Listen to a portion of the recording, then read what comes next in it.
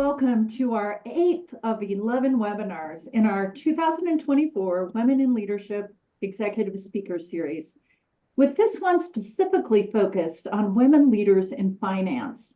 I'm Dr. Susan Madsen, founding director of the Utah Women in Leadership Project, and I'm also the Karen Haid Huntsman Endowed Professor of Leadership in the John M. Huntsman School at Utah State University, and I'm the host and will be the panel moderator today. And this event furthers the mission of the Utah Women in Leadership Project, which is to strengthen the impact of Utah girls and women. And we do that in 3 ways. 1, we produce relevant, trustworthy, and applicable research. And 2, we create and gather valuable resources. And 3, we convene trainings and events like this that inform, inspire, and ignite growth and change for all Utahns. I'd like to start by thanking our sponsors, the Utah Education Network, UEN, John M. Huntsman School of Business, and USU Extension. So I want to just jump right in and introduce the panelists. And typically, I have to say, I cut down the bios a bunch, so it doesn't take too long. But I have to say, I had a rough time doing that with you too. So there's such good relevant information. So usually I read the 2 bios and then I give the question to both of you. But today I'm going to start with Jacki and I'm going to read the bio and I'm going to have you answer the first question. So people get a little bit of a break from me reading the bios, and then we'll go over with that first question to Sharlene. So let me give the bio on Jacki Zehner. She describes herself as a financial feminist. I love that term.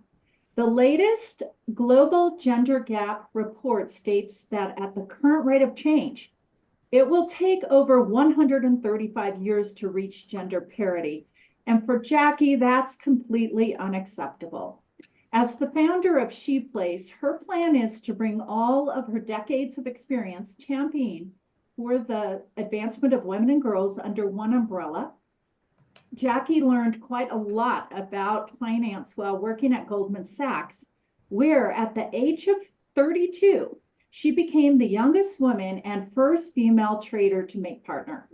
After leaving Goldman in 2002, Jacki spent almost a decade absorbing as much as she could about wealth management and that industry before diving into philanthropy full force, serving on many women-focused nonprofit boards, giving her family from her family foundation, and co-founding a global philanthropic network called, and I love this name, Jacki, Women Moving Millions, through which members have collectively given over $1 billion with a gender lens.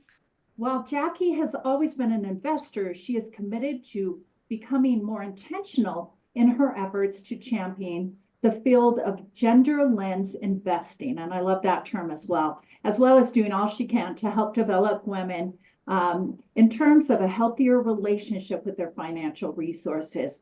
So I love that background. I couldn't cut any out, Jacki. This is my question for you. And Sharlene, again, I'm not forgetting about you. We'll come to you. But let's start by having you give us some background on your career path and how you got to where you are today. Well, thank you, Dr. Madsen. It's so nice to be with you too, Sharlene, today. And thanks everyone for joining. I'm turning 60 this year, so that's a lot of history to cover in like 5 minutes or 2 minutes. Okay, I'll challenge myself, maybe 1 minute. Let's do 3. Yes, 2. Okay. Well, I ended up studying, I grew up in a very small town in British Columbia, Canada, like not hearing about neither. I'm a first generation college student, didn't really talk about money. I grew up watching Little House on the Prairie, probably your and the Brady Bunch. Like that's how old I am. But long story short, always very money motivated. I don't know why. I feel like I was born, with a green gene or something like that. But money for me was always something. I started working when I was 13 years old and really haven't stopped. And I found my way into studying finance in college and had an incredible opportunity there to be part of an innovative program called the Portfolio Management Program, where a group of students were acting real life money managers. That drove internships, that drove an incredible resume to land me on the trading floor at Goldman Sachs at the age of, I guess, 24. And that's where I really learned about money. the institutionalized money, and I worked as a trader predominantly, then a few years in human capital management. And it really is kind of true that money does make the world go around to some degree. And then what I noticed is women were largely absent from those decision-making roles. I was, as mentioned, the first when the firm went public. There were 13 of, I think, the 220 partners at the time. So I had my own liquidity event. And interestingly enough, I was also married to a guy who was also a partner. So we went through the IPO together, which is highly weird and unusual and also incredible. And once I went through the IPO, noticing women were absent, came into wealth, myself in that process, I just really wanted to understand, unpack, kind of the role that money can play in making the world a better place, and especially for women and girls. So that led to the path that you mentioned. I will say that I haven't kind of worked full time in a corporate context since 2002, but done a lot of consulting over time. Obviously, a lot of volunteer work, a lot of philanthropy, You're speaking. working all the time, Jacki. I'm working all the time. And that's what we're doing here in Utah. I think everyone or most people are here in Utah. And ShePlace and SheMoney, more specifically, I'm wearing my Money Moves shirt, is we really want to make Utah the best place let's just say in the world, why not? But in the country for work, for women, plus for all people to work, live, and thrive, and really putting financial wellness, not the pursuit of money as an ends, but as a means to make your life better. And that's what I'm passionate about. My team is passionate about, and we're based right here in Utah. Oh, thank you so much. And getting some good snow, more than even us. Yes, up lots there of in snow. Park City. So thank you so much for giving us that background. Sharlene Wells is Senior Vice President of Public Relations and Organizational Communications for Mountain America Credit Union. Over the course of her career, she led teams in broadcasting, communications, PR, and film book production. After being named Miss America, and I remember that in Back in the 1900s. 1984, she was one of the first women to sign with ESPN. I remember that too, where she spent 16 years as an award-winning sportscaster covering World Cup soccer, the Kentucky Derby, Americans Cup, and more. And later shifted her career to behind-the-scenes film and publishing work with the Department of Defense, and worked inside the Pentagon as the Director of Communications for the largest HR department in the whole country, the DoD's Office of Personnel. And Sharlene graduated from Brigham University with a degree in communications, and the University of Utah with a master's degree in organizational communications, with an emphasis in integrated marketing communication. And she is also known for her community involvement and passion for giving back to others. So welcome, welcome. And I would love to have you start with that same question, a little bit more about your background, your career path. How did you get to where you are now? And I know, Sharlene, that you're with so many of us that you didn't necessarily plan exactly where you were going to go throughout your whole career. So tell us more. And you are so right. Great to be with you, Susan. Great to be with all of you. Jacki, we share a birth year. I'm turning 60 this year too. I know, it's awesome. I'm going to go to years Switzerland. ahead of you both. Oh, you are? No. Yeah. But as you can see from the background, I don't have a background in finance. So how did I get here? So it's an interesting career path that is all based on grabbing opportunity and insisting on excellence in every role that I take. And everything that I've ever done is based on communication, telling the story, and developing relationships. And so the last 2.5 years that I've been here with Mountain America, and I should say my dad was an executive with Citibank. My brother was with Union Bank of Switzerland.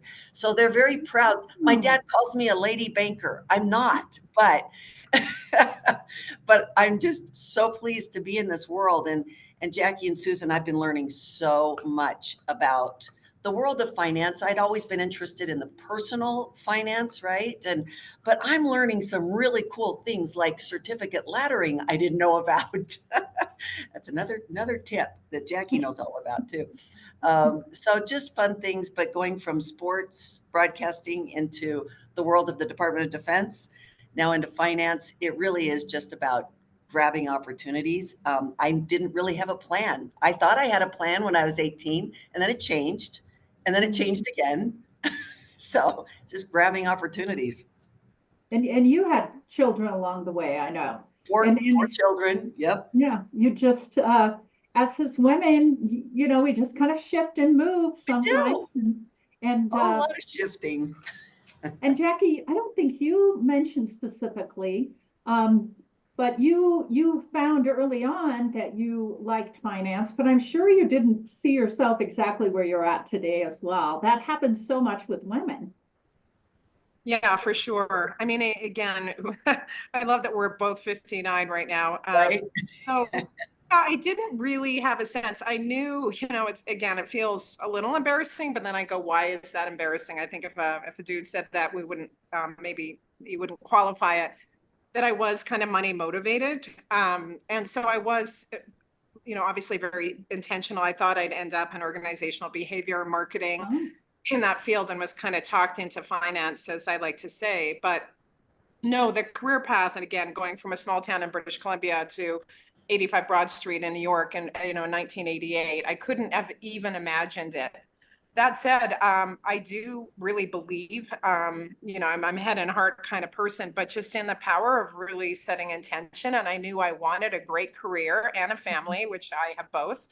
And, and knowing that the path in finance, and there are so many careers in finance. I mean, finance or money is a skill that can be applied not only to your personal life, but to all aspects of your life. But, to start to, and I know that's one thing I've done for decades, is really try to champion, especially for Women Plus or others that might not have natural connections into sort of the world of money as a career, to really think about it. And there are, so many pathways. There's no one pathway. And, even if you don't end up in finance as kind of a role, just knowing more about how markets work and personal finance, as you said, and the psychology of money will just positively impact every area of your life.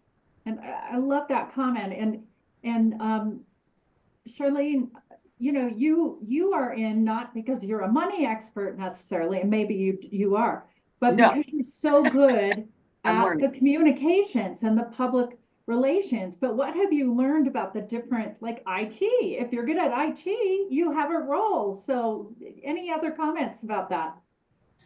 So that was the thing that just really struck me as I looked back on my career and as I came over to Mountain America, was like, I don't know about the world of finance, right?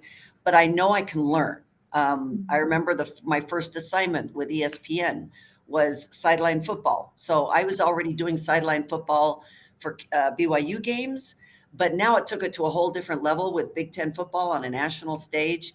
And it was like, you know what? I've got to learn a whole different language. I didn't grow up in the United States watching football. I grew up in South America. I watched soccer.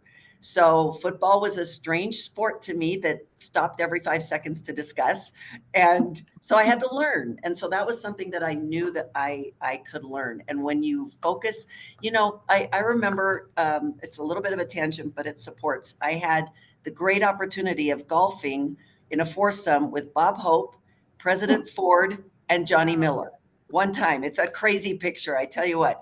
But I remember asking President Ford, what advice do you give, young students about how to have success in life? And he says, if you can speak well and if you can write well, you can do almost any industry and at any time. And I was like, now that I look back on that 40 years later, I'm like, yeah, that's I love important. that. I love it. Thank you so much. I'm going to dive into a question for Jackie. I'm just going to hit you with a hard question, Jackie. So how have you been so discouraged with some of the work that you're doing, whether that was early on or now, that you wanted to quit? And if so, how did you get past that? Yeah, well, thank you for dishing me up a tough question. Good thing I had another sip of coffee. So many times. And again, I left the sort of the professional world 2002. But I will say, working especially in a male dominated, very tough environment. In fact, I was on a call, yesterday, and I can't remember 14 calls yesterday, but we were talking about extreme. Oh, I know what it was. I went to a workshop at the University of Utah around mental health in the workplace. Mhm. And we had a small group discussion around, it's an epidemic, folks, 1 in 3, I think they said, adults will be diagnosed with a mental, not just mental health challenges, but a mental health diagnosis, in their lifetime. So we know that it's a crisis. And so we were talking about it in the workplace, and someone I was sitting beside said, it was someone in an accounting firm, and they said, the reality is jobs are intense, it's stress. If you are prone to stress, maybe not pick this career type thing. And so it got me thinking yesterday about my own experience of working in extreme work environments. And, we worked 12 to 14 hours a day. You were side to side. There was no any sense of like political correctness back then. I mean, you said anything you wanted about anything, anytime. And I was pretty tough. I didn't mention this, Charlene. I have a title too. I was Miss Canada, only I was Miss Canada in bodybuilding. Awesome. That is fabulous. I was I want to muscle, see muscle pictures. girl. My daughter calls me muscle mommy when we go to the. That's really cool, Jacki. But anyways, taking me back to that place, I used to joke that my office, because I didn't have an office, I had a little tiny space on a trading floor, was the last stall of the ladies' bathroom. When I would go quite regularly, just to like cry and let it loose. And there was so much internalized stress, and it was hard, and I was young, and I didn't know how to necessarily handle it. And it was really, there were so many times I called back to my mom in Kelowna, BC, saying, Mom, I don't think I can take it. I can't muscle through. I don't know how to do this. And she would give me my pep talk. And that's when I started to really create community at work. And this is the early 90s, with women at work, to say, can I have a safe space, right? Psychologically safe space where we can pump each other up, have a way of process at that time of what we were dealing with. And strippers would come to the trading floor. I mean, there was like crazy stuff going on. And I made it through, but it was not easy. And I never forget that one, because I can't. It lives in my body physically. So when I talk about it, I still have a reaction in my body around this. And that's one of the key reasons. And it got worse, let me tell you, pretty extreme sexual harassment. And I think that's what ignites me to this day to do the work that I do, because, some people, many people, I hope most people, work in a supportive environment where they're safe to come to work and be their best selves.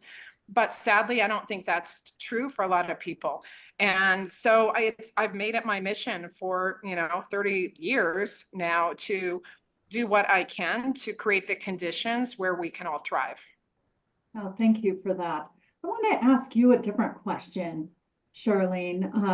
And Jacki, it just hurts my heart. I have to say that people did and are still, in many respects. I mean, we just pulled in sexual harassment perceptions of Utahns, and most people agree there's sexual harassment and gender-based discrimination in most workplaces in the state of Utah. So, but hard things do propel us forward to be passionate about certain things. So, Charlene, I wanted to ask you specifically, as you think back in your career, how have you developed leadership skills and abilities? I'm sure you developed them along the path, but do a few things come to mind? All along the path, right? And every person that you bump into, that you work with, that leads you, they all have an impact on shaping you, right? Mhm. Some you remember more than others, but I'm absolutely convinced that my very first producer at ESPN, totally, well, actually my first two, I vividly remember because, they helped shape my confidence that no matter the situation, there are words to describe it. You can figure it out. There's always going to be a word that if that word doesn't work, let's figure out another one. And they developed that. And I thought, that's what being a leader is getting people to believe in themselves, right? And so I would learn things like that.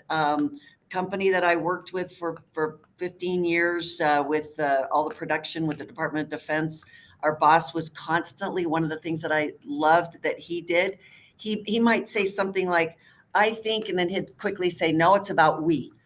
And he kept going Oh. from I to we, and because he'd say, it's not I, it's we. And so I learned quickly, I need to always say we. It's not about I. And there were just all these different things, right? That you develop as you go through your career and your personal life. And for me, it was a True. mishmash of stuff, right? Because when I had to step back a little bit to really focus on 4 little kids and kind of step away from television, but kind of get into the academic side of things.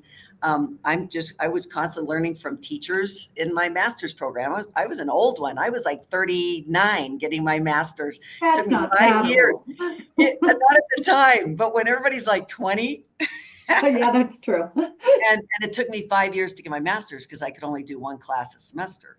Wow. So all those teachers, all those people, colleagues, and everything, at this age, and Jackie and Susan were all kind of in that same camp. At this age, you look back and you go, "Oh my gosh, so many people that have influenced me." And I wish I'd written down every single one, but little spurts come out of who has influenced.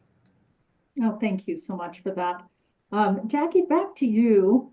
Um, I would like, and you already started down this path of talking about a couple of your personal experiences or reasons that you have been motivated to care about empowering girls and women. But particularly in the last 3 or 4 years, moving to Utah. So I'm really interested in that piece of it, because you've lived in Utah for a bit, haven't you? But then you Oh, decided yeah. to engage really strongly and really powerfully. I love it. I love it. Just tell us a little bit more about that. Well, thank you. Yes, I've lived in Utah 13 years. We moved from Connecticut, quite some time ago. But for the first many years, I was still running Women Moving Millions, which was based in New York. And I said to my husband when we moved, I said, I'll move, but I want one plane ride back to New York City. And, my life at the time, as well as, obviously having 2 kids, was, on a plane back and forth and really traveling the world, talking about, I would say, gender lens philanthropy. And this term that you pointed out, Susan, gender lens is something, I feel like it was great 15 years ago. I'm not sure it's great today, frankly, but I will still use it in the context of my work back then. But we were really championing for philanthropic capital in particular to really try to serve the needs of those for which it was designed, whose needs they're trying to meet. And so that term was important because at the time, and I'm a research junkie like you, which I think is how I found my way to Dr. Madsen, who produces more research. I feel like you must have 4 million people working for you And because we don't, but we I know you don't. utilize volunteers too. So if any research Yes. is on the call, we utilize volunteers really well. Yes. But I got research obsessed, in terms of, all of that. Anyway, so I was going back and forth. And then in 2018, I left my full-time role at Women Moving Millions. And I just took a little bit of time to think about what I wanted to do next. And that's when I really started to pay attention in a local context. I mean, we had been doing some grant making here, but honestly, I was just, full-time mom and work. And I just, I was on the board maybe of the Sundance Institute, but that's about it in terms of local community stuff. And then when I really sort of stopped to really pay attention, of course, your work came, up so frequently in terms of like calling, sort of saying what it is. I mean, the facts are the facts. Yeah. In terms of, and it might not tell the whole story, which I don't believe it does, around the quality of life. And again, we're focusing in particular on women and girls in Utah, but nevertheless, they're the facts. And I read that Utah was the worst state in the country in terms of these gender gaps, which you've been talking about. And that is, as you said, not only is it unacceptable at a global level, but it's even more unacceptable at a local level. And as a woman here, and I don't think it's women's work, let me say that too, but it should be simply unacceptable to every one of us that that is the case. And it's not just, I mean, economics, finance, business has its own metrics in terms of, you know, the work that you're doing and clearly articulate in terms of gender pay gap and percentage of leadership positions and women are earning over $100,000. But also, and equally unacceptable to me, are health outcomes, political representation, and educational attainment. So once I see something, I can't not do something. It's just like physically unable to do that. And so I decided to really, you know, lean out for my national and international work, though it's not, you know, completely gone, but really lean in to what I can do in the state of Utah. And the good news is I'm incredibly hopeful because when you're at the bottom, there's nowhere to go but up. So that makes true, so true. But also, you know, that I really deeply care. I think Utah is an extraordinary place to live. I feel so privileged to live here. And it has to be true for more people, you know, and affordability. And again, you know, unacceptable levels of a lot of other stuff. It's just deeply motivating to me to be a real part of this community. And post-pandemic, we have not been out of pandemic mode for very long. You know, I'm just, you know, kicking it into high gear a little bit. And I love it. And I'm appreciating your support for our work, but love your vision and pushing us along in the ways that you have expertise, which all of them come together. I mean, we need everybody to do this. I love that. So I'm seeing some great questions come up, but I want to just ask a couple more questions, then we'll start bringing in these questions from the audience. Charlene, I wanted to ask you a similar question. You and I connected a number of years ago. I can't remember how long it's been, but you were seeing the work too, and I know I had reached out. I don't remember how we got connected, but you have this space in your heart for girls and women as well. Oh, yeah. Tell me a bit more about that. You know, and I had a strange first part of my career because my first 20 years, I was the only female in the production crew, right? So I didn't have female role models. I just found myself on that. And then here's a little anecdote. I remember asking some young women in my neighborhood, this was a few years ago, and I was trying to get them motivated to do, you know, so what do you want to be when you grow up? And they were like 16, 17, and I wasn't hearing anything.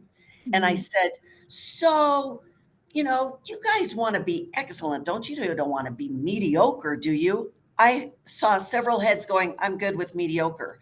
And I was like, oh, we got to fix that right there. What does that mean? You're fine with mediocre? What does that mean to you?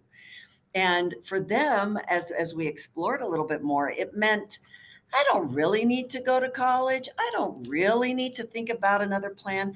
But you know, about 10 years ago, my dad, who's about as conservative as they get, he got the whole family together. So this was, yeah, about 10 years ago. There's 7 of us siblings. And he said, I want to talk to all the women in the family. And I was like, I wonder what he's going to say, because I had never really heard him say, oh, you need to have careers and stuff.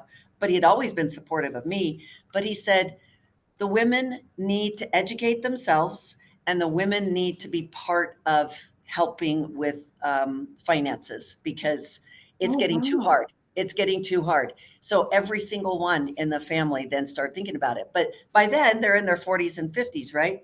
But let me tell you something that is giving me a lot of hope. As we already know, a lot of, more women than men are getting A's and B's in high school. More women than men are going to college, going to higher education.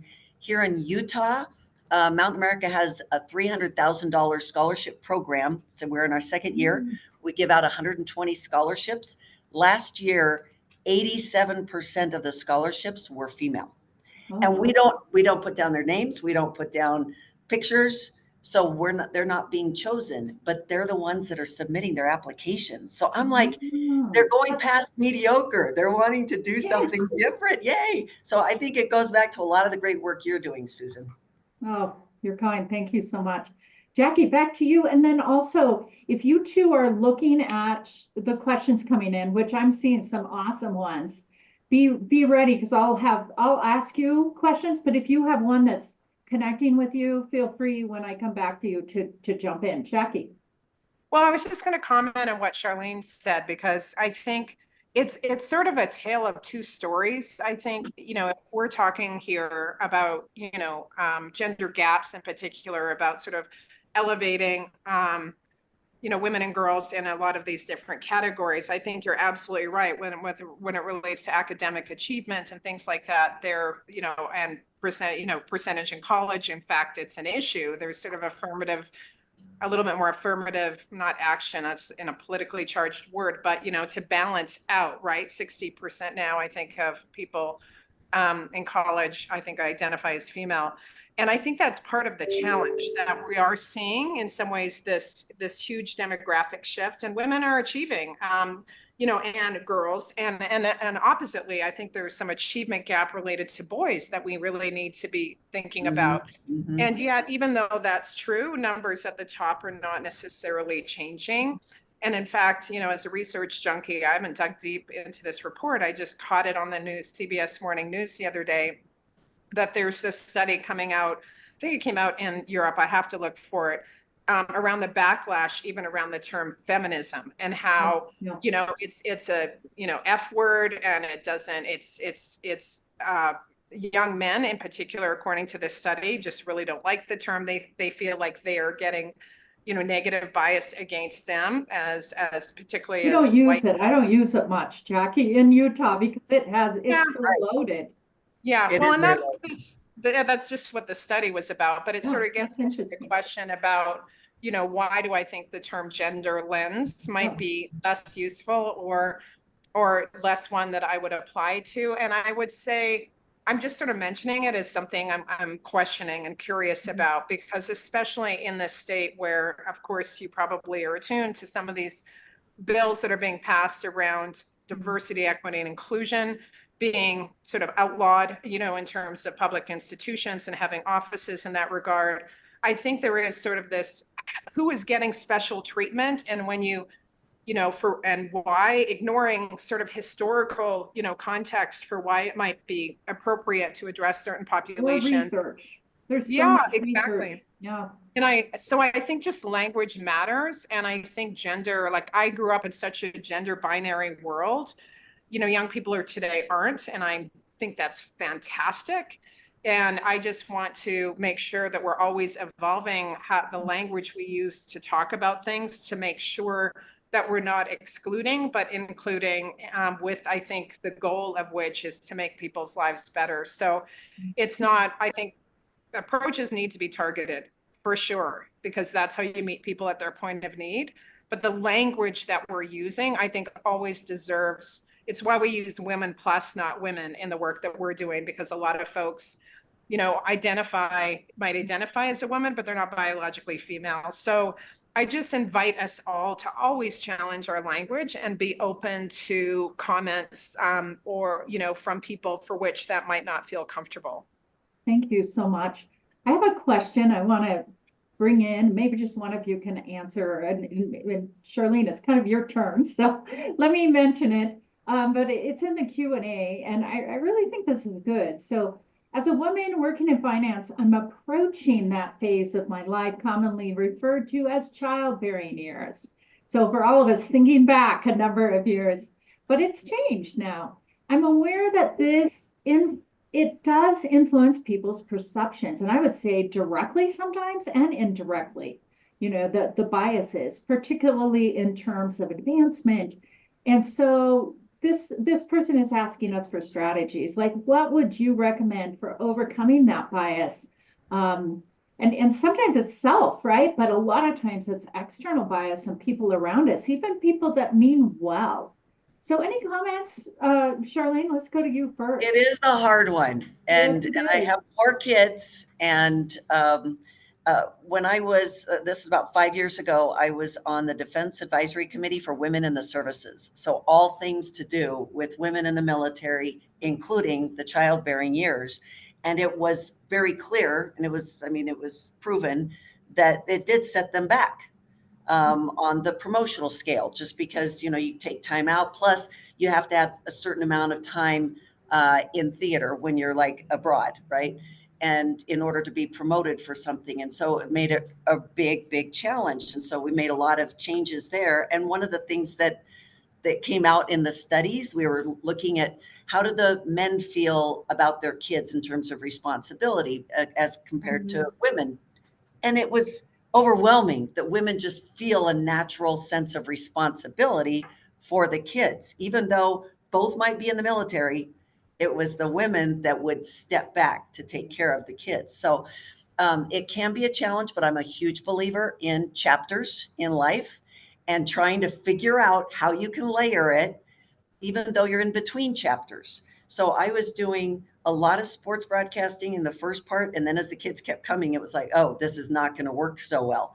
So then I stood back just a little bit, still continued freelancing and still continued doing a lot of things. As soon as my youngest was in first grade, it was like, boom, I'm back in. and it's a lot of change. But you know what? That's the beauty of getting older, is that you go, you know what? I've dealt with change. And we survive and we learn, and it's often better when we can figure it out. But that's a hard one, because you're having babies and the guys aren't, and you can do more virtual meetings. Just, I've got 2 team members, employees, we call them team members, who will show up on the virtuals with their babies. That's probably not a good idea. Although I have to say, I had a meeting the other day and there was a man that showed up with his baby. Really? And we know from the research that when men do that, we all of it, unconsciously. Oh my I have gosh, not seen that how yet. awesome. You are such a but when women do that, isn't that funny? Yeah, I mean, because then let's do that. the perception by the employer is, are we sure they're doing some work? Are they babysitting? Yeah. What are they doing? We don't know. And that's just hard. It's hard to be the employer as well as to balance that. And I'm experiencing that myself now. Oh, you know what? One quick thing from me is that I had kids, but I knew that mentally I needed to continue to do some part-time work. Right. So I taught college all along, just even one, and I didn't realize it was part of my career path. Right. I just thought it was keeping me busy. And then all of a sudden I went full time and I realized that was You good. were prepping the whole time. Yeah. Jacki, you look like you want to jump in. Yes. Oh, I do. Pick me. Because this is where the rubber hits the road, right? Yeah. For so many, and as a woman, I mean, I knew I always wanted to have children, and I started worrying way before I needed to about how I was going to figure this all out. And it's a lot of a psychological load that is on women that is not on men. And we could talk about that for a whole session too. But I just want to be super practical to answer the question to some things. And I feel like at SheMoney, we are sort of thinking about these things. We're working on books and products and courses and all these things. But this idea, like how to be a mom and make money, or how to be a mom and have a career, is something that the questions come up over and over. And they are both deeply personal and also very public and corporate and policy and practice driven. And I think, just to be specific, and I talk to a lot of young women about this, there are so many things that you can do if you want to be, a mom eventually, to not, kind of plan before you plan, before it's going to happen, but just be thoughtful about your choices and understand the implications of decisions you are making. And I'll just I could give you 10, but I'm going to give you one practical example, and you're inspiring me, whoever asked that question, to get busy writing this piece, because I think I'll do it for May in honor of Mother's Day. So first and foremost, think about your career choice. And I mean that quite seriously. Some careers will just not lend themselves to some degree or to lesser degree to flexible work or remote work and all of those. And even if they do, the industry as a sector, I would say finance kind of being one of them, though I think it's evolving, does not think it has to evolve because they have enough people for which, they don't need to do that in their view, to get the best and brightest. Don't you think accounting, though, real quick, Jacki, accounting has a little more flexibility from some of the firms I'm talking to in Utah, at least, but Well, and this gets into the second point. One is industry, but 2 is, like, a lot of women choose to be teachers because they're off when their kids are off, right? Like that's rational. The other one is be very, to your point, Susan, be very thoughtful about the companies you choose and make that a criteria from day one. Because once you're in a company, you're investing your social capital, you're working your way up. And I just heard this story from a woman the other day who was a lawyer. We said, I started in a law firm, I didn't have kids. And it was like, I thought the best law firm and they made me the best offer and I started. And then all of a sudden I wasn't thinking about kids. They don't have a maternity leave policy. Yeah. And as she worked her way through, they said, oh my gosh, no, not only do they don't have policies and practices, they fundamentally think once you have kids, you should leave the workplace.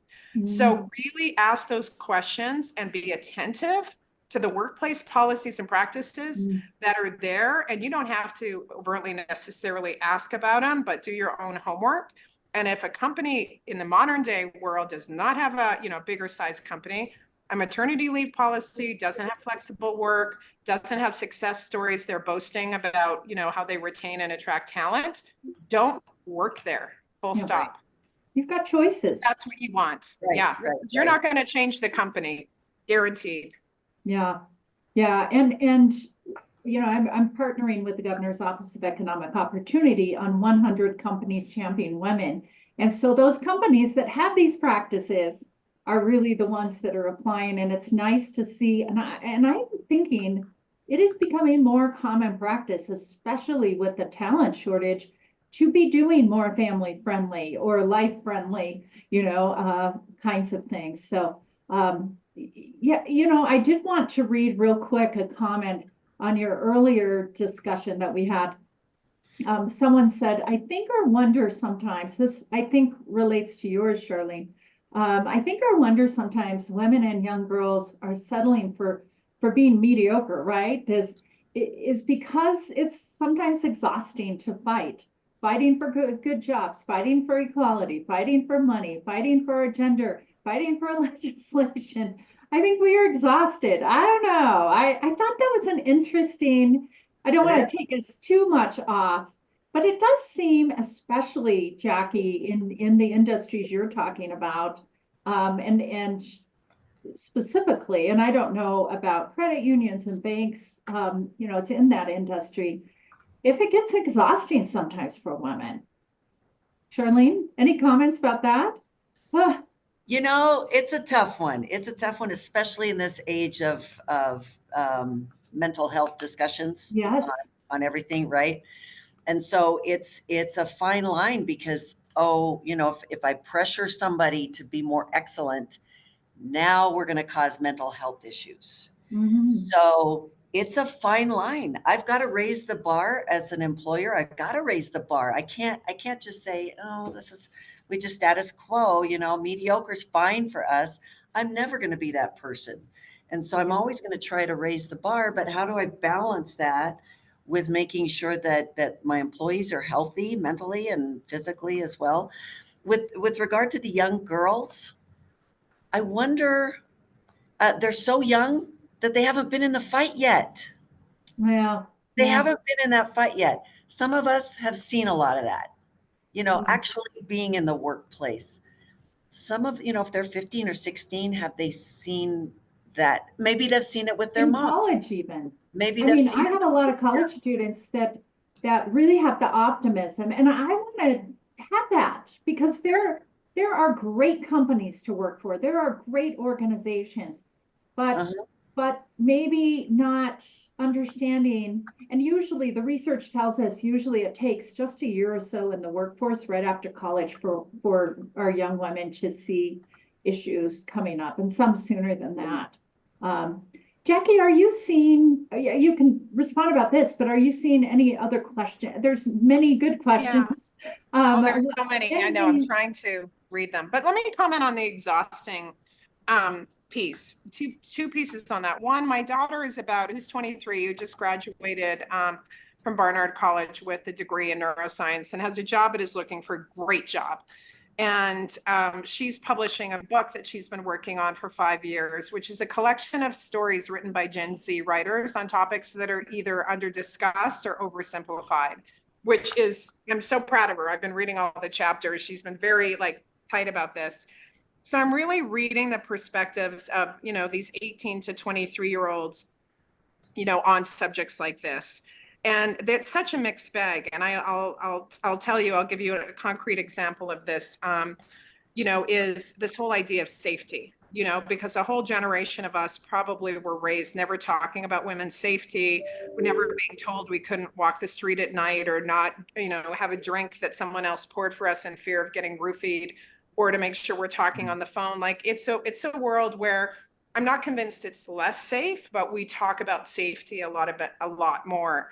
And then we're talking about, this is the exhaustion, the emotional load of when and this is true in the workplace a lot, because if you are not safe for whatever reason, and I don't necessarily mean physically, but psychologically safe, and especially if you may be a woman of color, of which, of course, Utah doesn't have a high percentage of, in general, of people of color relative to, white people here. Like all these things play into your psyche. And some of these authors were just commenting on things like that. Like I grew up, and social media, we could talk about that, in a world where I not only was I not safe, but now I know I'm not safe, and I have to be hyper vigilant because gosh forbid something happens to me.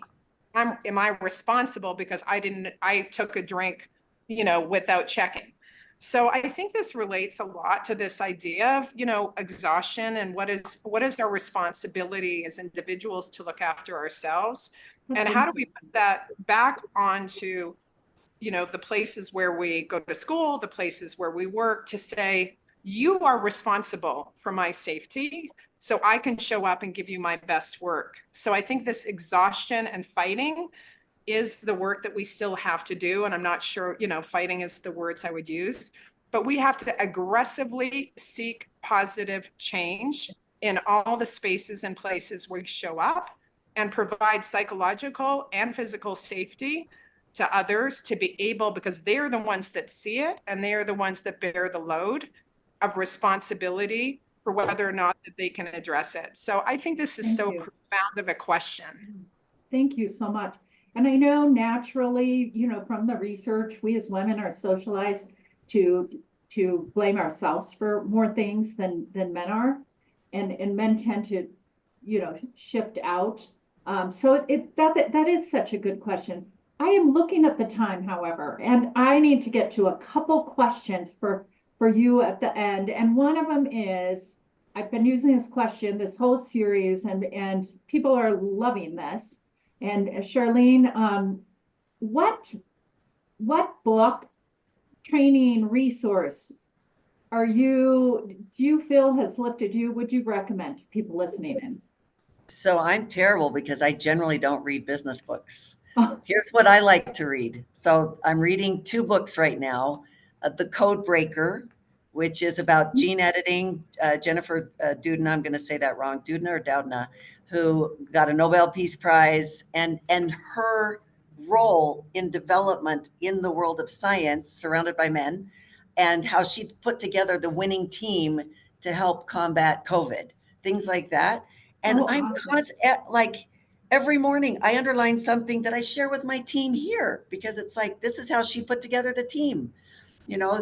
Anyway, so that one, and I have a very bad attention span, so I'll read like 10 minutes on that, and then I go to another book, and I'll always find some overlap. And the other book that I'm reading right now that I find fascinating, The Varieties of Spiritual Experiences, and it's out of Oxford Press, and it covers the world of different religious experiences, atheist meditation, everything, and it comes from a scientific background. So it is just fascinating, and I find it applicable when I'm here at work too. Oh, I love that. Jacki, same question. Over to you. Okay, books. I have so many. I wish I could flip my camera around. Right. I'm kind of like you though, Sharlene. I kind of jump around depending on my kind of mood and attention span. And that's one thing, and again, I'll just, especially when it comes to money, but also when it comes to career and counsel and how we prove ourselves, that, to stay curious about it. And I constantly will go to a bookstore, browse on Amazon and just like pick ones up. And I'm looking over at my library, and every single one I have on my shelves, I would say, and I'll also publish and, share book lists, I would say is a recommendation. But it's so there are just so many. I would say for me right now, and actually I'm having in 30 minutes, I'm having, which I can post in the chat. It's not too late to join a book discussion on the book, The Psychology of Money by Morgan Housel, which is one of my favorite books, and a really good starter one when it comes to really understanding sort of financial behaviors and psychology and why we make the decisions that we do. But I'm also like super interested in, autobiographies and memoirs, stories of resilience, for sure. And I would say, again, in the money space, there are just so many. There are, personal finance books. I love Alexa von Tobel's work. She published 2 books. I know her personally, so that's always matters to me. If an author, that I know and respect. And, I would say in this sort of what we're talking about in terms of, how to both break the rules, but play by the rules if your goal is success. I like the one Executive Presence by Sylvia Ann Hewlett. And I got to work with Sylvia for many years. And in fact, I don't know if she wrote the book, but there's another one called Forget a Mentor, Find a Sponsor. But ones that are very practical. We still live in this world where if we knew the rules and we could figure out how to play, we're going to maximize our success. And also, how can we push back against that and challenge ourselves to be authentic to who we are and be a warrior for positive change? So I have a long list. Yes, I love it. Though we'll mention these in our follow-up emails. We'll also give all of you listening in a link directly over to ShePlace and SheMoney. And Jacki writes awesome articles, and they release, there's a lot going on over there, and we're just a good partner. We're both partners. All of us are partners in this work. I do want to leave us with one last question, because part of the reason that we are doing these executive leadership series relates over to A Bolder Way Forward, which is a 7-year societal change movement. And it really is focused on ensuring that more Utah girls and women thrive in any setting. And so both of you know about this. You are connected to A Bolder Way Forward. What do you think are and I'm looking at the time, we have 3 or 4 minutes left.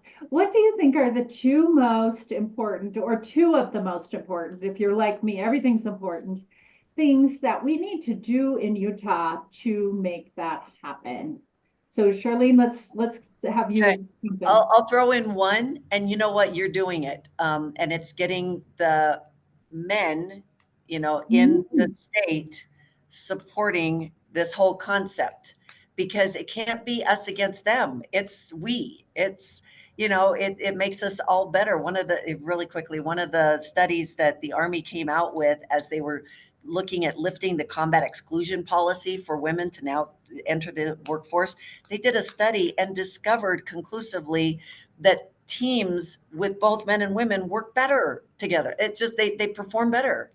And it was across the board. So with men supporting, and that's what you're doing. I've just been so pleased to see how hard you've been working to bring both sides to the table.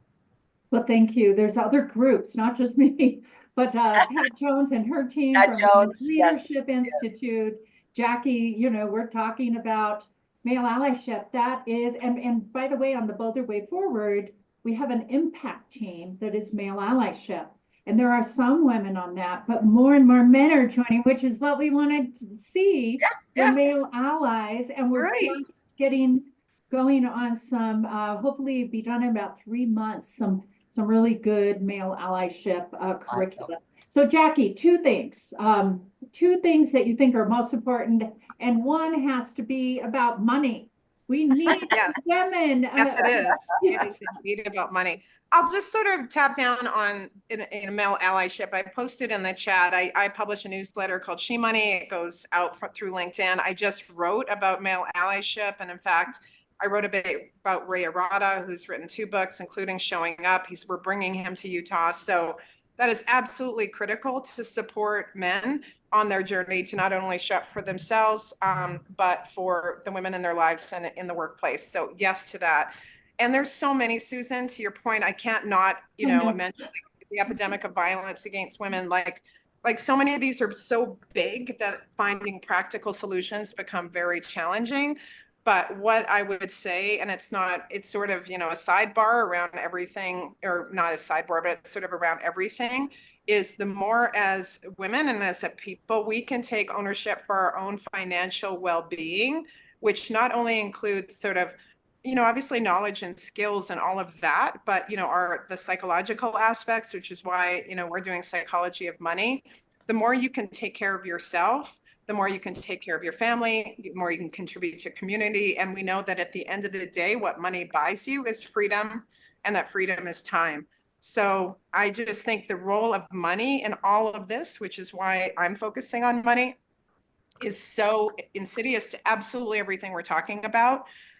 So take care of your own financial wellness and get on that journey. And it starts like now. I could. Amen. Woohoo! Yeah.